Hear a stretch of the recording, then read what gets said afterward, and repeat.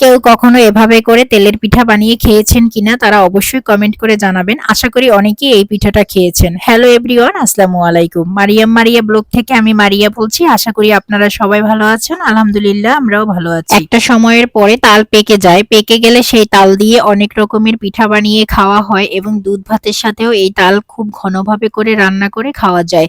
তো যাই হোক, আমরা কিন্তু তালটাকে ভালোভাবে করে পরিষ্কার করে ধুয়ে তারপরে উপরের ছালটাকে ছিলে নিয়েছি এবং মাঝখান থেকে খন্ড খন্ড করে এটাকে আমরা পানিতে এই কাতটাকে বের করে নেব। অনেকেই অনেকভাবে করে বের করে, আমি এভাবে করে পানিতেই বের করে নেব। এটাকে ভালোভাবে করে ডলে ডলে ভিতরের যা কাতগুলো আছে এগুলোকে আমি বেশ কিছুক্ষণ ডলার পরে বের করে নেব। ফাইনালি আমি কিন্তু এই কাতগুলোকে বের করে নিয়েছি এবং এই যে বিচিগুলোকে আমি এখন ফেলে দেব। এখন এটাকে আমি অনেকক্ষণ পর্যন্ত জাল করে নেব, জাল করে এটাকে ঘন করে ফেলবো।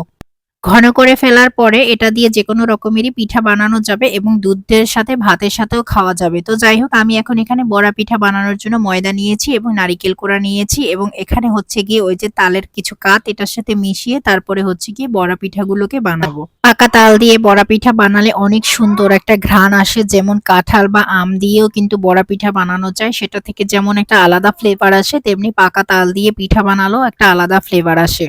এখানে কিন্তু আমি একটু গুঁড়ো দুধ দিয়ে দিয়েছি, দিয়ে ভালোভাবে করে এটাকে কিন্তু আমি মিশিয়ে নেব এবং তালের যেটাকে আমি ঘন করে রেখেছিলাম সেটা একটু ঠান্ডা হওয়ার জন্য অপেক্ষা করেছিলাম। যেহেতু হাত দিয়ে এটাকে মেশাবো, ঠান্ডা না হলে এটা ভালোভাবে মেশানো যাবে না, তাই হচ্ছে গিয়ে আমি একটু অপেক্ষা করে ঠান্ডা করে নিয়েছিলাম। আমার কিন্তু গোলাটা রেডি হয়ে গিয়েছে, উপযুক্ত হয়ে গেছে বড়া পিঠা বানানোর জন্য। এখন আমি কিন্তু চুলাতে তেল দিয়ে কড়াইটাকে গরম করে নিয়েছি। এখন আমি ছটপট করে সব পিঠাগুলোকে ভেজে নেব, কিন্তু ভাজার পরে এত সুন্দর একটা ঘ্রাণ আসে, ঘ্রাণে পুরো একেবারে বাসাটা ভরে গিয়েছে। যাই হোক, আমি এখানে কিন্তু সব পিঠাগুলোকে এক এক করে ভেজে নিচ্ছি। একবার ভাজা হয়ে গেছে, পরবর্তীতে আমার যা পিঠা বাকি ছিল সেটাও আমি এক এক করে ভেজে নেব, কারণ এটা খেতে খুবই মজা লাগে এবং অনেক সফট হয়েছিল, খেতেও ভালো লেগেছিল। আমি জানি না আপনারা কখনো এভাবে করে তাল দিয়ে বড়া পিঠা বানিয়ে খেয়েছেন কিনা, তবে যদি না খেয়ে থাকেন তারা অবশ্যই একদিন খেয়ে দেখবেন। এই তাল দিয়ে বড়া পিঠা খেতে কিন্তু খুবই মজা লাগে। যেমন আম বা কাঁঠাল বা কলা যেগুলো দিয়ে আমরা বড়া পিঠা বানিয়ে খাই না কেন, এটার যেমন আলাদা আলাদা একটা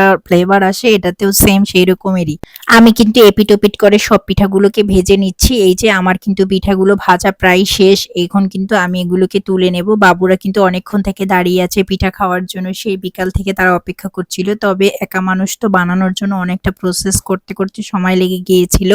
লাস্ট পর্যায়ে এসে কিন্তু আমার পিঠাগুলো বানানো হয়ে গেছে। পিঠাগুলো কিন্তু মোটামুটি ফুলেও গিয়েছিল, হয়তো ভিডিওতে দেখা যাচ্ছে না, তবে এটা কিন্তু ফুলে গেছে। এই যে আমার পিঠাগুলো বানানো হয়ে গেছে, এখন আমি একটা করে তুলে নিচ্ছি এবং বাবুদেরকে এই পিঠাগুলো খেতে দিয়ে দেব। ওরা কিন্তু এটা খেয়ে খুবই ভালো লেগেছিল। আমার ভিডিওটি কেমন হয়েছে অবশ্যই কমেন্ট করে জানাবেন আর আপনারা একদিন বানিয়ে খাবেন।